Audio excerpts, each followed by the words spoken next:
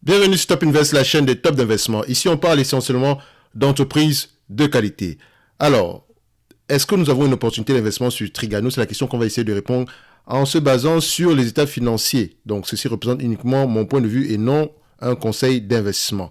Oui, je sais également que je ne parle pas toujours d'entreprises de qualité, mais vous savez une chose, c'est que je prends également en considération les demandes du public. Je prends même trop en considération les demandes du public. Parce qu'il faut dire la vérité, parfois, il y a de belles entreprises qu'on présente. Parfois, il y a des entreprises qui sont juste bof. Mais voilà, ça me permet de savoir à peu près qu'est-ce que les gens regardent, en fait. C'est juste par curiosité que je le fais. Sinon, à la fin, au début, en fait, j'avais le... Ce que je faisais souvent, c'est du genre, quand vous me demandiez d'analyser une compagnie, si cette compagnie-là ne me semblait pas être correcte, je ne le faisais juste pas. D'accord? Mais bon, après, tout le monde a besoin d'une réponse par rapport à une entreprise. So, j'ai changé complètement. Je me permets d'analyser n'importe quelle compagnie. Il y a des compagnies qui me font avoir mal à la tête également, comme par exemple les real estate. Franchement, les real estate, ça me fait mal à la tête. Vrai de vrai. Parce qu'en fait, ce sont les seules compagnies sur lesquelles, avant de faire une vidéo, j'ai vraiment besoin de... Il faut que je lise au moins au minimum une heure de temps pour à peu près comprendre ce qu'on fait. D'accord? Ça me prend du temps. Ok? Parfois, ça prend du temps. Et après, quand tu fais une vidéo, voilà, tu as 200 vues. Tu dis, ah, ça peut te faire mal. C'est pas que les vues, en fait, ça ne me dérange pas, mais ça touche ton ego. N'empêche, même si tu penses que ça ne te dérange pas, ça touche quand même ton ego. Tu aimerais avoir un nombre de vues assez élevé quand tu prends le temps de faire une vidéo. Par exemple, j'ai fait une vidéo sur Vonovia. Ça m'a pris du temps, d'accord? Et c'était pas un exercice que j'ai particulièrement aimé, mais j'ai appris également beaucoup de choses. Mais la vidéo en elle-même, voilà, pour le temps que j'ai passé dessus, c'est bof. So, ça reste une chaîne qu'on fait par passion également. Mais je tiens à vous dire que même quand vous faites quelque chose par passion, vous aimez savoir que vous êtes écouté. OK? So, sur Trigano ou bien sur les demandes qu'on a l'habitude d'effectuer sur les entreprises ici, moi également je découvre, donc j'analyse n'importe quelle entreprise. Mais il y a parfois certaines entreprises, ça me dérange juste de le faire. Par exemple, si on parle de Visiomed, si on parle de Opium, ou bien ce genre de choses-là, franchement, je préfère ne même pas faire une vidéo dessus. Ok. Donc, Trigano, on en a parlé dernièrement en avril, d'accord, en avril 2022. On était à 122 euros. Et à cette période-là, je vous disais que le prix est bon, mais ça vient avec des risques. Dans le sens où c'est une entreprise qui existe dans un secteur très cyclique. Parce que ne vous basez pas sur le PER pour vous dire que l'entreprise ici est sous-évaluée. Jamais de la vie. En fait, quand le cycle est haut, vous avez tendance à voir les PER très bas. Et quand le cycle est bas, vous avez tendance à voir les PER très hauts. Donc c'est le genre d'entreprise qu'on achète en fait quand le PER est très haut. Et quand vous savez que vous êtes dans un cycle bas également. D'accord? Donc, j'ai regardé Trigano à nouveau et mon avis n'a vraiment pas changé par rapport à cette compagnie. Ça reste une belle entreprise. Hein. Franchement, ils ont des problèmes que beaucoup d'entreprises aimeraient avoir. Donc, j'ai un peu feuilleté les rapports financiers ici, d'accord, du premier semestre, même si je n'ai pas fait une vidéo sur le premier semestre ici, parce que le premier semestre, la vidéo est sortie en mai, j'avais fait la vidéo en avril, je me disais, ok, faire une vidéo en mai alors que je viens juste de faire une vidéo en avril, c'est un peu trop, d'accord? Donc je ne suis pas, je sais, c'est un genre de vidéo qui va marcher parce que les gens recherchent énormément Trigano, vous voyez? Mais j'évite parfois de faire beaucoup de vidéos sur la même entreprise, en fait, parce que j'ai envie de changer, j'ai envie de connaître énormément d'entreprises. Il y a de très belles entreprises que vous m'avez fait connaître, comme Thermador que je ne connaissais pas, comme Argan que je ne connaissais pas, comme Steph que je ne connaissais pas. Et c'est grâce à vous et je vous en remercie énormément. C'est pour ça que, en fait, quand vous me demandez d'analyser une compagnie, je le fais juste, c'est tout. Quand j'ai le temps, bien sûr, parce que présentement, ça commence à devenir un peu plus compliqué. OK? Mais on va s'ajuster en conséquence. Alors, au niveau de Trigano ici, nous avons les rapports financiers du premier semestre. OK? Et nous avons également les rapports financiers les rapports, entre parenthèses, l'état du chiffre d'affaires à l'année 2022, parce que son année fiscale est terminée. OK? Généralement, elle termine son année fiscale je pense au mois d'août, un truc comme ça. Mais elle n'a pas encore publié ses annual reports, donc ses rapports annuels n'ont pas encore été publiés. Donc, j'ai feuilleté les rapports, voilà, l'état du chiffre d'affaires, d'accord, du annual report ici, donc du 27 du mois de septembre 2022. Et je vous encourage déjà premièrement vivement à le faire parce qu'en fait, si vous voulez investir avec conviction, vous devez savoir ce que l'entreprise fait, qu'est-ce qui s'est passé et à quoi s'en tenir à court terme. Et vous ne pouvez qu'avoir cette réponse-là en lisant les rapports financiers. Aucun YouTuber ne vous donnera l'information. Voilà. Enfin, pas aucun, mais il y en a très rarement. Vous allez voir quelqu'un qui va prendre la peine de lire les rapports financiers, venir vous les présenter. Tout simplement parce que ça prend énormément de temps. Et ce temps-là, s'il n'est pas rentabilisé, même si vous êtes passionné à la fin de la journée, vous allez vous décourager. OK? Donc, concernant le chiffre d'affaires ici, vous allez voir, on a un chiffre d'affaires de 3 milliards 200. C'est bien, c'est de l'information. 8,3% par rapport à l'année précédente. OK, c'est bien. Donc, l'impact de l'inflation des matières premières et des composants a pu être limité par l'application de hausses de tarifs progressives bien acceptées par la clientèle. Donc, on a augmenté les prix. Et la clientèle, voilà, il semble-t-il qu'en termes de commandes, ça va. Ils ont accepté. OK? C'est une bonne chose. Mais sachez que chaque entreprise à un certain niveau, on a un maximum qu'on ne peut pas dépasser. D'accord? Donc, ces actions ont permis de maintenir le chiffre d'affaires à périmètre et taux de change constant au même niveau que l'année passée. Déjà, je m'arrête au niveau de périmètre et taux de change constant. OK? Je vous invite, pour ce cas, à aller voir une vidéo en particulier. C'est une vidéo de la chaîne Ibu, qui est une très bonne chaîne. Je répète, c'est une très bonne chaîne. Et ils ont fait une vidéo ici concernant effet de change et périmètre. Allez regarder cette vidéo-là. Parce qu'en fait, en tant qu'investisseur, parfois quand un mot vous échappe, je sais que ce terme-là, périmètre ou taux de change constant, vous ne comprenez. La majorité ne comprennent pas. OK? Donc, je l'ai déjà expliqué une fois. So, maintenant, je vous envoie vers une vidéo. C'est aussi ça, faire des recherches. D'accord? Parce qu'ici, je ne vous donne pas du poisson, je vous apprends à pêcher. OK? Actuellement, nous avons une génération où on a beaucoup d'informations. D'accord? Mais il faut savoir sélectionner quelles sont les bonnes informations. D'accord? Quand on vous envoie sur un site pareil ou bien sur une vidéo pareille, c'est pas pour vous perdre du temps, mais parce que je pense que cette personne a mieux expliqué la chose que moi. D'accord? So, cette vidéo-ci, par rapport à l'effet de change et effet de périmètre, vous allez comprendre à peu près qu'est-ce que ça veut dire. Et je pense que dans les vidéos, dans les rapports financiers futurs, vous allez maîtriser ces deux points-là. OK? Donc, moi, je vais les traverser, d'accord? Parce que je considère que actuellement, vous allez mettre pause, vous allez regarder la vidéo et vous allez revenir ici. OK? Enfin, pour ceux qui reviennent, parce que je sais que la chaîne Ibu, elle est tellement bonne qu'il y a beaucoup de gens qui ne vont pas revenir. OK? Donc, on va aller sur le CA ici. OK? Donc, on a, à l'intégration au 1er février 2022, de 3 groupes de distribution française a par ailleurs contribué au chiffre d'affaires de 231 millions d'euros. Excusez-moi. Donc, il vous mentionne ici qu'on a fait l'acquisition de 3 groupes de distribution.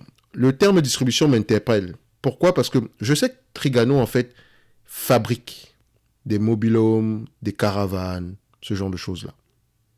Mais maintenant, s'il devient distributeur, ça veut dire que Trigano a une ambition de verticalement intégrer son segment. Donc, de la production à la distribution. OK? Pour dépendre de moins en moins de certains fournisseurs. Parce que, par exemple, au niveau de la production, ils dépendent, par exemple, au niveau de la carrosserie, ils dépendent de Ford et maintenant, dans une certaine mesure, de Mercedes. OK?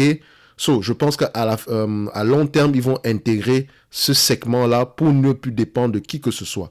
Donc ça, c'est une bonne chose de savoir que au niveau de la distribution, maintenant, on devient nous-mêmes nos propres distributeurs. C'est une bonne information. Et ça me rappelle un tout petit peu Tesla, parce que Tesla a des marges élevées parce qu'ils sont verticalement intégrés et ils ne font pas de pub. Si vous remarquez bien, Tesla ne fait pas de pub, en fait. Donc les dépenses en marketing sont presque nulles sur Tesla.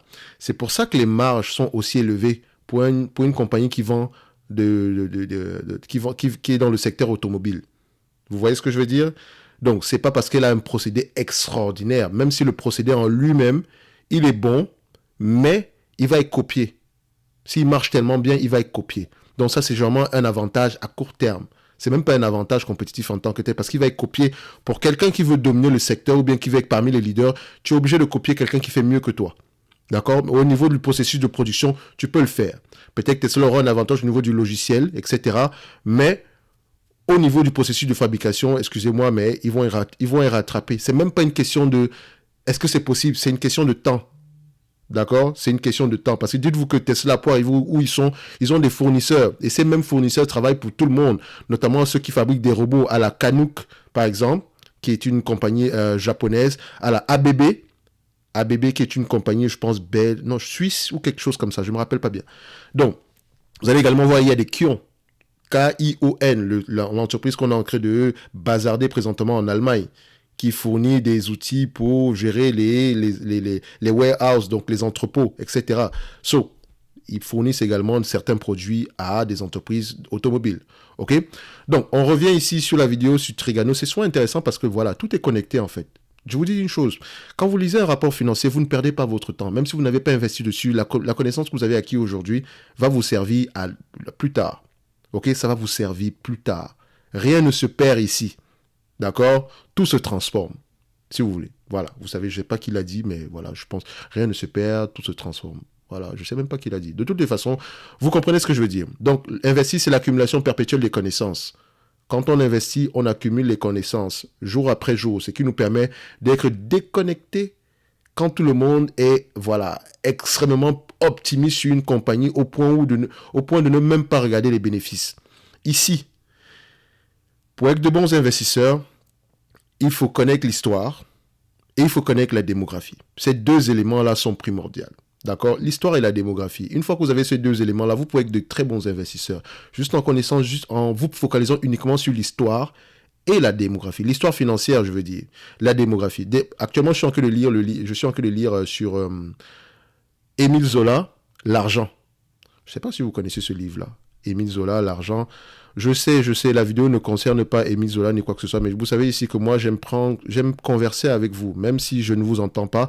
Ne vous inquiétez pas, à long terme, on fera des lives, en fait.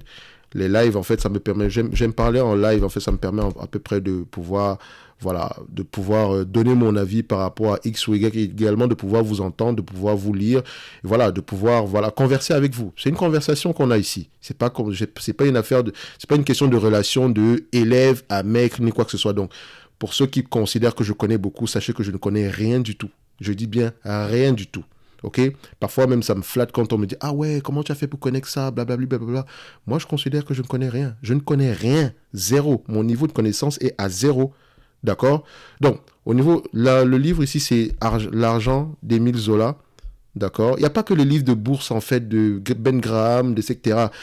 En fait, j'ai découvert qu'au fur et à mesure que vous avancez, vous allez vous rendre compte que lire en dehors de votre cercle de, je dirais, compétences, ça vous donne énormément, ça vous donne un très grand avantage. Vous pouvez lire des livres bibliographiques sur Benjamin Franklin.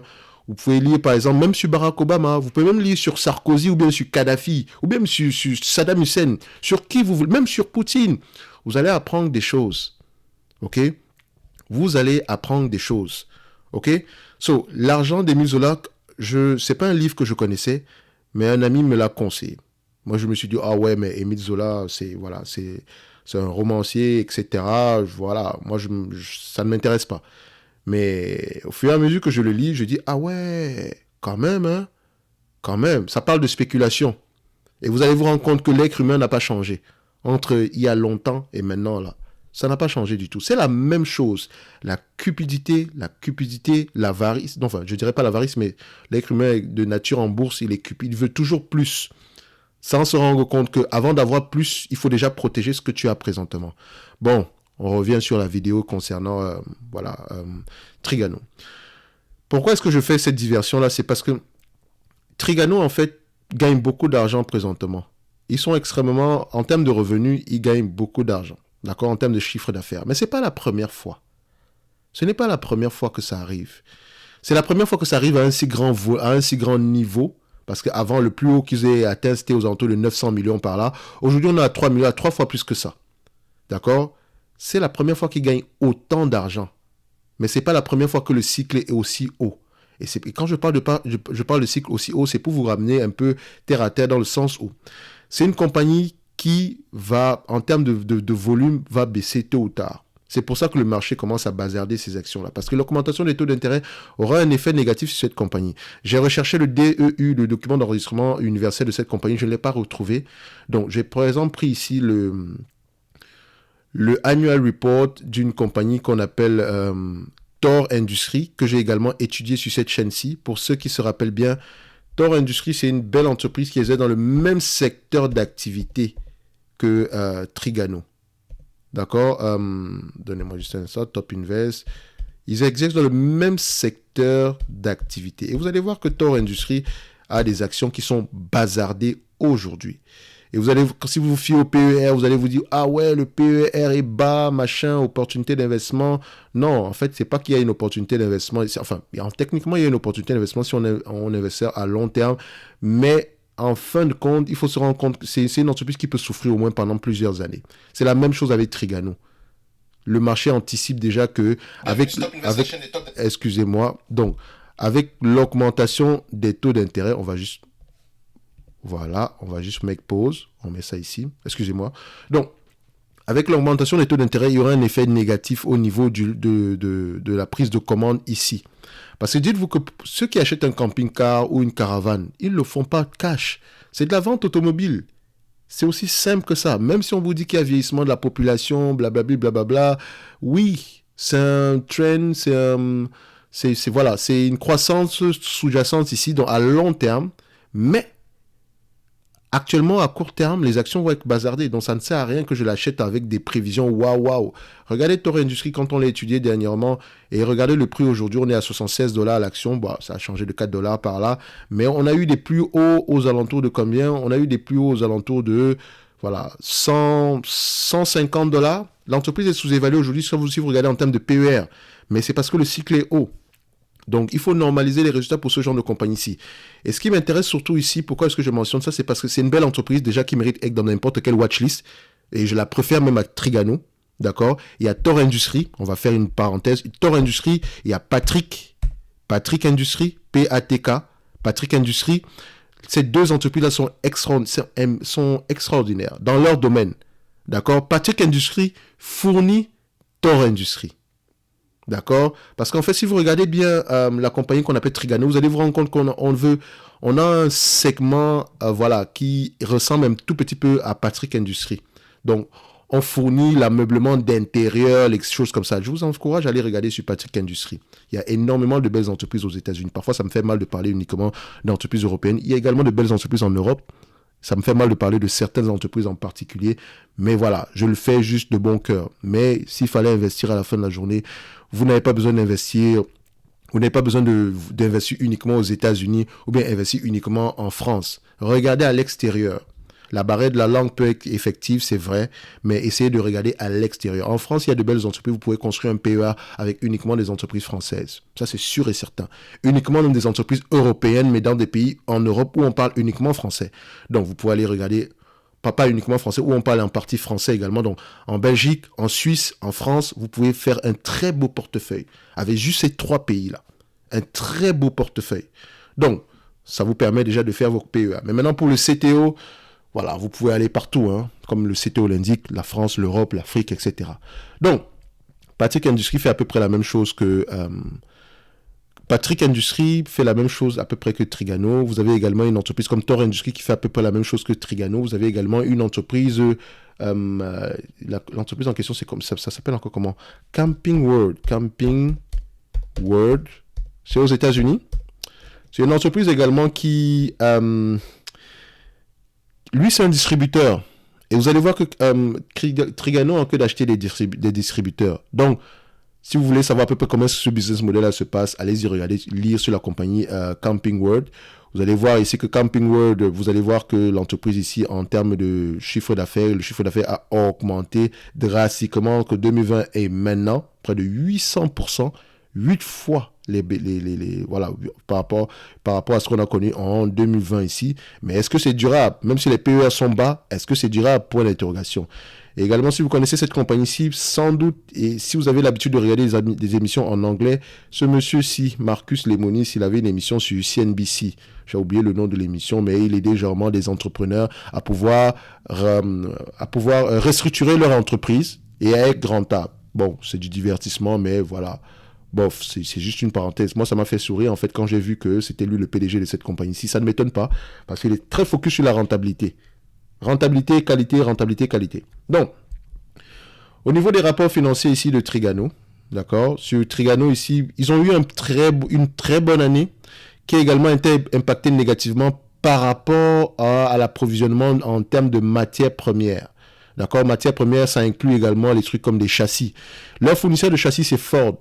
Et Ford ils avaient du mal à fournir des châssis pour Trigano, ce qui fait que Trigano a fait, noué un partenariat également avec Mercedes, donc pour diversifier ses fournisseurs.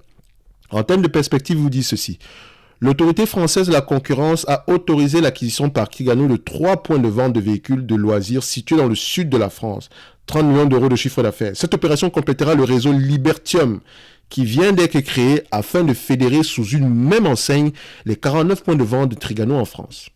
Ça, c'est un point important. Comme je vous le disais tantôt, cette entreprise devient maintenant un distributeur de ses propres produits, ce qui nous permet de réaliser des économies d'échelle. D'accord? Donc, il se peut que les marges soient plus élevées à long terme. OK? Donc, les premiers salons d'automne ont confirmé par des niveaux d'affluence élevés le vif intérêt des consommateurs européens pour les véhicules de loisirs et en particulier pour les camping-cars. On ne vous a pas dit qu'il y a eu des commandes. On vous a dit qu'il y a eu une affluence élevée. Affluence élevée. OK? Donc, c'est encourageant. Les productions des derniers mois de l'exercice devant permettre de reconstituer partiellement. Donc ça, c'est une partie que j'ai complètement coupée parce qu'ils disent ici que compte rendu du niveau élevé de ses carnets de commandes et afin de préserver sa rentabilité, Trigano n'a pas souhaité s'engager pour des livraisons du client au client final au-delà du mois de juin 2023. Donc les commandes que vous faites présentement, ce n'est pas au-delà du mois de juin 2023. Juste parce qu'ils veulent reconstituer les stocks présentement des distributeurs qui sont au plus bas. Et vu qu'elle devient elle-même son propre distributeur à la fin de la journée, elle va d'abord améliorer l'inventaire de son réseau Libertium avant d'aller voir les autres. OK? Donc, la production de Trigano reste contrainte par des difficultés d'approvisionnement en châssis pour camping-cars et en particulier ceux en provenance du principal acteur du marché. Donc, allez-y lire cette partie-là, d'accord? Parallèlement, le succès de Panama, nouvelle marque de van lancée en début saison 2022, conduit Trigano à agrandir son site de production de Peñíscola. J'ai oublié mes cours d'espagnol. Peñíscola. Je pense qu'on le lit comme ça. Cette extension sera opérationnelle à la fin de T1 2023 et va permettre à Trigano de poursuivre sa croissance dans ce secteur particulièrement dynamique du marché. En ce qui concerne les mobilhomes, après une très bonne saison 2022 pour les terrains de camping, le carnet de commandes de Trigano sature. Oh, on aime ça. Saturer. J'aime ce terme. Sature ses capacités de production 2023. Donc, en 2023, on est full. Il y a de fortes chances qu'on ait une bonne année 2023. Mais après, c'est un peu le même problème avec Katana. Après, qu'est-ce qu'on fait? Une expansion de capacité d'un site français a été lancée et sera opérationnelle en fin d'exercice. Grâce à l'évolution démographique de la base de clientèle et à la progression de la durée de vie utile des populations attirées par des loisirs actifs, simples, économiques et proches de la nature, les véhicules de loisirs devraient attirer de plus en plus d'Européens dans les années à venir. Là, on vous renvoie à la démographie. Ce qui veut dire que regardez à peu près pourquoi est-ce que quelqu'un va commander sur Trigano. Hormis le fait d'avoir des taux d'intérêt attractifs, d'accord, parce que ça, on ne le dit pas ici, hein. Ça, c'est peut-être le seul bémol dans ce rapport financier, dans cet état de compte-ci. On ne me parle pas de taux d'intérêt, ou on me parle vaguement de taux d'intérêt, d'accord. Et ça, je sais clairement que cette entreprise est impactée positivement par des taux d'intérêt bas, négativement par des taux d'intérêt élevés. Ça, je le sais déjà. D'accord? Parce qu'à la fin, on vend quoi? C'est un achat. Voilà, c'est un achat qu'on ne fait pas en cash. C'est pas quelque chose qui coûte $10, ou bien 10 euros, ou bien même 20 euros. Ce sont des dizaines de milliers d'euros. Et vous-même, vous savez, en tant que consommateur, que près de 10 000 euros en montant, on ne le sort pas comme ça de la poche rapidement. D'accord? On prend un crédit. D'accord? Pour nous, le commun pour ceux qui ne font pas partie des 1%, on va le dire comme ça. Donc, l'achat d'un véhicule de loisir reste discrétionnaire. Donc, on vous dit que ça dépend vraiment. Voilà, c'est quand on a bien mangé, bien bu, enfin bien bu entre parenthèses, quand on a bien mangé, quand on sait où se loger, quand on a une santé solide, qu'on se met à réfléchir à ce genre de trucs-là. C'est du loisir, d'accord? C'est pour se faire plaisir. Et en période difficile, on se fait moins plaisir que d'habitude. Donc, l'environnement inflationniste dans lequel nous évoluons est de nature à pouvoir impacter le niveau de la demande. Même pas de nature, ça va impacter le niveau de la demande. D'accord? Trigano restera donc particulièrement attentif à l'évolution de ses prix de revient. En ce qui concerne en particulier les coûts de l'énergie, qui ne représentaient pas avant la crise, qui ne représentaient qu'avant la crise que 0,4% du chiffre d'affaires de Trigano, les principaux contrats ont été renégociés pour l'année 2023 et les investissements en panneaux solaires permettant d'assurer en autoconsommation une grande partie des besoins des usines seront réalisés au cas par cas. Donc, pour ceux qui ont des craintes au niveau de l'énergie ici, vous avez l'information. D'autres programmes d'action seront initiés ou poursuivis afin d'améliorer la productivité, les conditions d'achat et maîtriser les frais généraux. Conditions d'achat, c'est le terme qui ressort ici pour moi. Donc, on va être impacté pour sur les taux d'intérêt. Donc, dans l'ensemble, on a eu une bonne année 2022. Il y a de fortes chances qu'on ait une année équivalente en 2023. Donc, soit une bonne année, soit une année qui va ressembler à celle de 2022. Mais après, c'est la question qu'on se pose. En termes de valorisation, parce qu'ici, on ne me donne pas le chiffre d'affaires, on me donne pas les bénéfices, on me donne le chiffre d'affaires, etc. Et je pense que je vous ai déjà parlé ici d'effets de champ, effets de périmètre, effets de change. Donc, je vous ai renvoyé sur une vidéo que je vous encourage à aller la lire également, aller la regarder également. Donc, concernant l'évaluation ici, alors, je dirais, cette compagnie-ci, c'est une compagnie qui est en croissance, ok? Donc, elle fait beaucoup d'argent présentement parce qu'elle est en croissance, mais également, on sait que le cycle est élevé. Même si on nous mentionne que de manière implicite, cette industrie-ci va connaître une tendance séculaire une tendance croissante séculaire très, très élevée à long terme, il faut se protéger. Parce que si on prend par exemple la population ici, oui, cet élément-là, voilà la population européenne. Il y a de plus en plus de vieux. D'accord? Il y en a de plus en plus. Ça, c'est en Europe. Donc, généralement, ça, c'est une pyramide qui est déséquilibrée. Il y a moins de jeunes que de vieux. Or, ce sont les jeunes qui payent pour la retraite des vieux. Donc, à long terme, ici, on va avoir des problèmes au niveau de la retraite. En Europe, en général, je ne vais pas parler d'un pays en particulier. Si vous voulez aller regarder sur la France, par exemple, vu que Trigano, 25% de son chiffre d'affaires, c'est en France, vous allez voir ceci. Voilà. On a peut-être ces mêmes problèmes-là à long terme. Donc, ce qui devrait nous intéresser, c'est que présentement, pour Trigano, on a un vieillissement de la population. Donc, généralement, les 45, 65 en montant, c'est eux qui consomment les mobil-homes. Ou bien les vannes, les camping-cars, etc. C'est eux qui consomment, c'est eux qui payent. D'accord? Et cette population-là est assez élevée, ce qui est une bonne chose. En Europe également, sur le marché de prédilection de cette compagnie-ci, comme précédemment, on se rend compte que ces personnes-là représentent une grosse partie de la population. OK? Vous remarquez que la démographie est très importante. Ça vous permet à peu près de voir comment est-ce que une entreprise pourrait se comporter à long terme si la démographie influence positivement son business. Par exemple, quand vous allez regarder en Afrique, OK. Regardez, vous remarquez une chose, la pyramide est essentielle. Il y a énormément de jeunes. Énormément.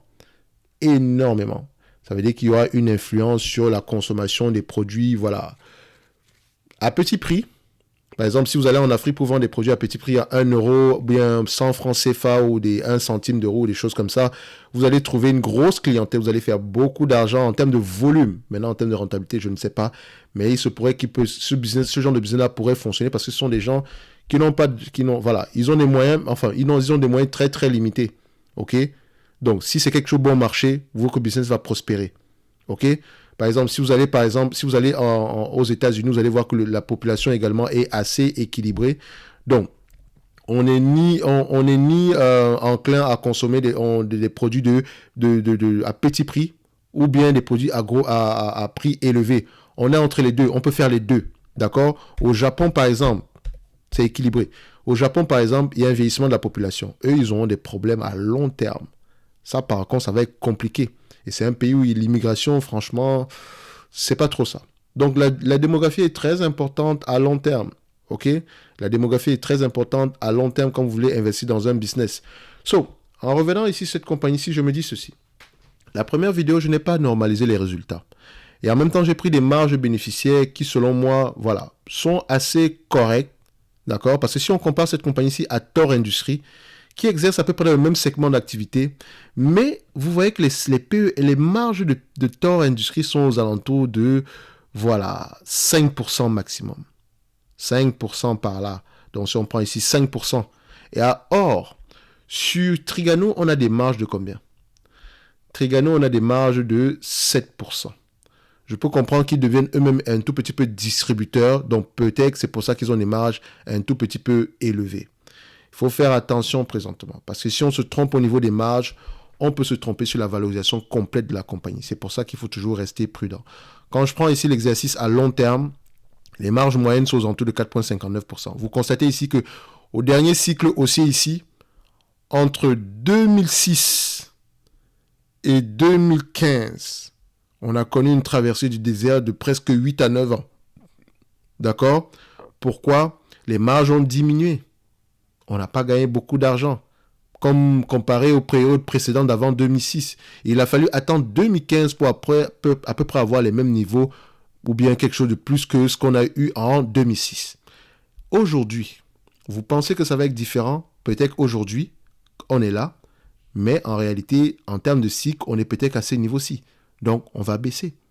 D'accord? Et si on baisse, quelles sont les marges que je pourrais prendre? C'est la question que je dois me poser aujourd'hui. À long terme, nous avons des marges de 5%. À court terme, donc depuis à peu près si on prend ici les 6 dernières années, on a des marges à peu près de 7%. À long terme, c'est 5%. Donc, je prendrai 5% aujourd'hui. OK? Je vais être encore plus pessimiste que sur la première vidéo. Non, je ne suis pas en train de dire que la première vidéo ici, voilà, l'entreprise et voilà, j'ai fait une erreur. Non, pas du tout. Faut être pessimiste présentement, dans le sens où ça nous permet d'acheter l'entreprise à un meilleur prix que peut-être ce qui est affiché aujourd'hui. Donc, on pourrait aller vérifier ça également ici. Donc, la première vidéo, je vous ai dit que l'entreprise, on pourrait aller aux alentours de 195 € par là. Et on cotait à 122 €. Donc, le prix était déjà intéressant. Mais ce n'est pas le genre d'entreprise sur laquelle on met 2% de son capital. Ou bien sur laquelle on met 5% de son capital. Il faut y aller à petite louche, petite dose. Tout simplement parce que les revenus auront tendance à diminuer, les marges auront tendance à diminuer. Et le marché, lui, vu qu'il a une vision à court terme, il va se dire « Ah ouais, c'est la fin des haricots, l'entreprise a des revenus qui sont décroissants. » Non, mais en fait, elle a des revenus décroissants par rapport au cycle. On ne sait pas comment est-ce que les taux d'intérêt vont impacter positivement Trigano ou négativement à long terme. Je ne sais pas. C'est une compagnie qui croit également par acquisition. Même si elle n'a pas de dette ici aujourd'hui, ou bien elle a très peu de dette, c'est le genre de compagnie sur laquelle s'il faut investir, il faut que je prenne cela avec des pincettes. OK? Donc, on a des revenus ici aujourd'hui de combien? On a des revenus de 3 milliards. OK? Des revenus de 3 milliards. Sur les 5 dernières années, nous avons 2 milliards. Sur les 10 dernières années, nous avons 1,7 milliard. Sur les 20 dernières années, nous avons à peu près 800 millions. Disons même qu'on a 1 milliard. Je vais casser ces pessimistes ici aujourd'hui. D'accord? Admettons que je prends des revenus ici.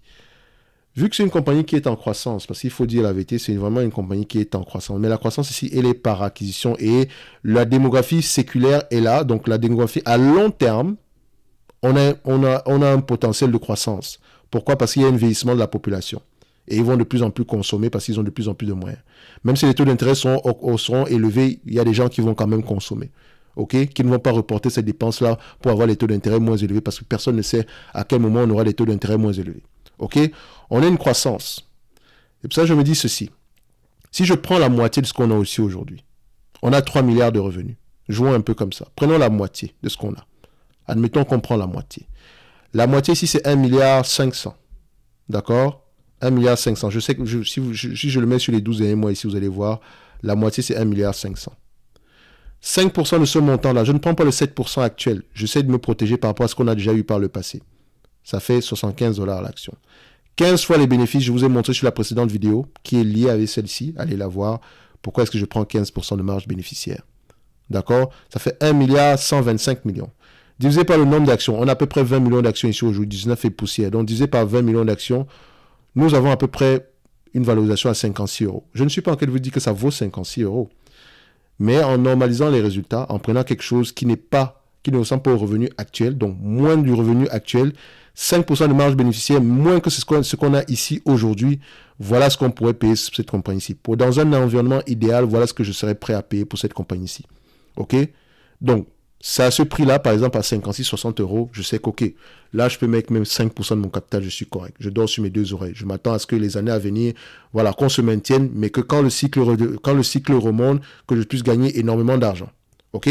So, faut être prudent sur ce genre de compagnie.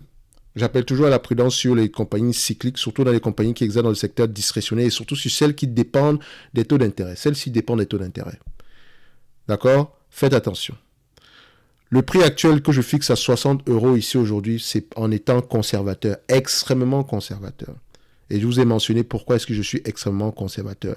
Ce n'est pas que la première fois ici, je ne l'étais pas déjà, mais plus le cycle avance, plus il faut à peu près être très très difficile avec certaines entreprises, d'accord? Dans le sens où ce sont des entreprises cycliques, c'est vrai, ok? Donc celle-là, on ne sait pas combien de temps le cycle baissier va durer, donc vaut mieux se protéger. Et ce n'est pas la première fois qu'on a un cycle haussier ici. Donc le passé vous sert de boussole, d'accord? Ça ne veut pas dire que ça va revenir au même niveau, mais ça vous sert de boussole. Si on se dit qu'à long terme, disons dans 10 ans, on se projette dans 10 ans, vu la démographie, vu le potentiel de croissance ici, disons-nous qu'on arrive à avoir des revenus à la Thor Industries, parce que Thor Industries a des revenus de 16 milliards. Dans une population américaine qui représente à peu près, disons, 300 millions de personnes. En Europe, on est à peu près au niveau de... On est à 700 millions de personnes, si je ne me trompe pas, en Europe. On va le prendre ici, Europe, ok. Nous sommes à combien? Nous sommes à 700 millions de personnes. Évidemment, tout le monde n'a pas le même niveau de vie. OK? Donc, Amérique du Nord, donc, si on regarde ici, Europe du Nord ici, nous avons 106 millions de personnes. D'accord? Europe de l'Est, Europe de l'Ouest, d'accord? L'Ouest, donc, je pense que la France et l'Espagne, ils sont à l'Ouest, si je ne me trompe pas. Donc, Europe de l'Ouest ici, on va se retrouver dans tout de 106 millions de personnes ici. D'accord? Donc, Europe de l'Ouest, non, excusez-moi. Europe de l'Ouest, 150 millions de personnes. Donc, si on compare ici, si on prend la population européenne dans son ensemble, même si on prend la moitié de ces personnes avec le même niveau de vie que les Américains, ici, on peut se dire qu'on pourrait facilement atteindre un revenu de 16 milliards ici à long terme. À long terme. Maintenant, il faudrait voir la taille du marché dans ce segment d'activité-là. Qui sont les opérateurs? Donc, admettons même qu'on reste, c'est pour ça que je dis, admettons qu'on reste uniquement sur nos 3 milliards qu'on a aujourd'hui, à 5% de marge bénéficiaire. Je prends 5% parce que je me dis que Thor Industries a 5% de marge bénéficiaire. Même si Thor Industries, je pense que je n'ai pas comparé les free cash flow et les net income ici. Donc, admettons que les net income ici représentent les free cash flow. On va le faire comme ça. 3 milliards ici de revenus, donc qui est le revenu de Trigano en date d'aujourd'hui. 15 fois les bénéfices, d'accord? C'est une entreprise qui devrait s'échanger à 15 fois les bénéfices parce qu'elle est cyclique. On va se dire ici que par rapport au nombre d'actions actuelles, on sera aux alentours de 112 euros l'action. D'accord? Sans croissance ni quoi que ce soit. La dernière fois, j'ai pris 7% de marge bénéficiaire. 7%, c'est parce que c'est la marge qu'elle a sur les 6 dernières années. Ça peut être la marge de cette compagnie-ci parce qu'elle est verticalement intégrée. Elle ne fait pas la même chose que Thor Industries. D'accord? Parce que Thor Industries vend essentiellement, c'est camping-car aux distributeurs. Mais Trigano est son propre distributeur. Donc, à la fin de la journée, elle engage des économies d'échelle ici, ce qui lui permet d'avoir des marges assez élevées. Donc, on va se dire qu'au prix actuel, l'entreprise pourrait être sous-évaluée. Mais comme je vous l'ai dit, le cycle est en train de se retourner et il faut faire attention. Ce n'est pas le genre d'entreprise qu'on va acheter et attendre gagner de l'argent dans 2 ans, 3 ans. Ça peut même durer 6 ans sans que le prix de l'action ne bouge. Donc, soyez prudents sur cette compagnie. Soyez très prudents. C'est une belle entreprise qui est bien gérée, qui a une stratégie visible à long terme. Ça, c'est sûr et certain. Et pour le cycle, si le cycle se retourne, elle est prête à souffrir parce que son niveau d'endettement est assez correct ici. D'accord? Si on regarde ici la dette de cette compagnie-ci, la dette, on se rend compte qu'on a une dette nette aux alentours de combien? On a une dette nette ici, 47 millions, presque rien. Est-ce qu'on paie un dividende ici? 3,6% ici pour le dividende. C'est une information, comme je vous l'ai dit, ce n'est pas une information pertinente pour moi, le dividende, mais ce dividende-là, il est safe. Si cette compagnie-ci vous reverse, admettons que, elle vous reverse la totalité des free cash flow ici, en termes ici de dividende, quel est le rendement que vous pouvez avoir par rapport au prix actuel? Vous pouvez avoir ici, on va prendre ici ceci, on va voir le dividende. Il reverse ici un dividende de 3,66%. Donc, par rapport à ce qu'ils rapportent actuellement, parce qu'ils ont 150 millions minimum de revenus en date d'aujourd'hui, divisé ici par la capitalisation boursière actuelle, Ça fait à peu près combien? On est à 8% de marge bénéfice, 8% de dividendes potentiels. Si on garde les marges de 5%, tout en maintenant des revenus de 3 milliards. Mais si on prend la moitié de ce revenu de 3 milliards là, dont 1 milliard 500, 5% de 1 milliard 500, ça donne 75 millions, divisé par la capitalisation boursière actuelle, on se dira qu'on est à peu près, donc ça fait 18 400, on se dira qu'on est à peu près aux alentours de 4%. Donc ça peut également être assez safe. OK? Donc le dividende ici, je ne sais pas depuis combien de temps il est versé. OK? Est-ce qu'ils ont une politique d'allocation, une politique de dividende ici? Donc on va mettre ici, voilà. On va mettre le nombre d'années ici, voilà. Ouais. Vous constatez qu'il est versé depuis plusieurs années ici. Mais vous avez vu une chose. Entre 2006, à peu près, 2006, 2014, on a connu